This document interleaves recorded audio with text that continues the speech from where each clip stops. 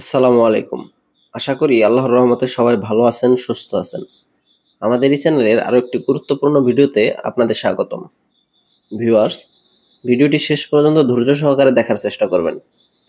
তাহলে বিস্তারিত বিষয়টি আপনি সহজে বুঝতে পারবেন। মূল ভিডিওতে যাওয়ার আগে আপনাদের নিকট ছোট্ট একটি অনুরোধ থাকবে। আপনি যদি আমাদের এই চ্যানেলের একেবারে নতুন দর্শক হয়ে থাকেন, তাহলে অবশ্যই চ্যানেলটিকে সাবস্ক্রাইব করে পাশে থাকা বেল আইকনটি অন করে রাখবেন, যাতে করে এরকম গুরুত্বপূর্ণ প্রত্যেকটি ভিডিও আপনি সবার আগে পেয়ে যান। তো ভিউয়ার্স, চলুন ভিডিওটি শুরু করা যাক। কুমিল্লার ১৪ গ্রাম উপজেলার গুণবতী ইউনিয়ন পরিষদের সাবেক চেয়ারম্যান বীর মুক্তিযোদ্ধা আলী হোসেনের বসতবাড়িতে অগ্নিসংযোগ, ভাঙচুর ও লুটপাট করেছে দুর্বৃত্তরা।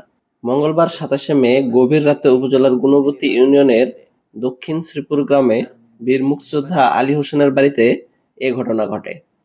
আলী হোসেন একজন বীর মুক্তিযোদ্ধা ও গুণবতী ইউনিয়ন পরিষদের সাবেক চেয়ারম্যান।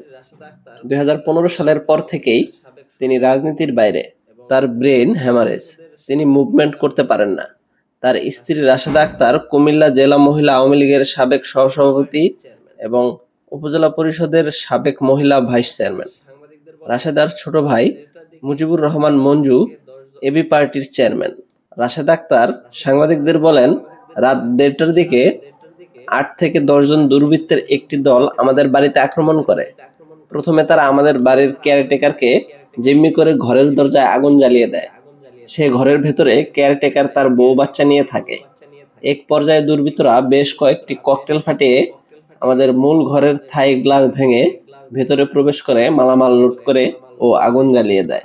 তিনি আরো বলেন, তাদের দেওয়া আগুনে ঘরের ভেতরে থাকা সবকিছু পুড়ে গেছে। রাতের সঙ্গে সঙ্গে বিষয়টি উপজেলা নির্বাহী কর্মকর্তা ও থানার কর্মকর্তাকে অবহিত করি। রাত প্রায় ৩টা পর্যন্ত দুর্বৃত্তরা আমাদের বাড়িতে তাণ্ডব চালায়। পরে পুলিশ ঘটনাস্থল পরিদর্শন করে। দুর্বৃত্তরা পালিয়ে যায়। এখন এই সময় এসে কে বা কারা এই কাজ করলো তার কিছুই বুঝতে পারছি না।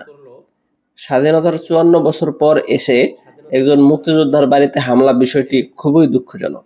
এ বিষয়ে ১৪ গ্রাম থানার ভারপ্রাপ্ত কর্মকর্তা ওসি মোহাম্মদ হিল্লাল উদ্দিন আহমেদ গণমাধ্যমকে বলেন, হামলা ও আগুন দেওয়ার খবর পেয়ে বুধবার সকালে ঘটনাস্থলে পুলিশ পাঠানো হয়েছে। তবে কারা হামলা চালিয়েছে সেটা এখনো জানা যায়নি। ঘটনাটি তদন্ত করে দেখা হচ্ছে। তিনি আরো বলেন, এ ঘটনায় এখনো কেউ থানায় কোনো অভিযোগ করেননি। লিখিত অভিযোগ পেলে তারা আইনগত ব্যবস্থা নেবেন। তো এই ছিল আজকের এই ভিডিওটি ভালো লাগলে অবশ্যই চ্যানেলটিকে সাবস্ক্রাইব করবেন এবং পাশে থাকা বেল আইকনটি অন করে দেবেন। ধন্যবাদ সবাইকে।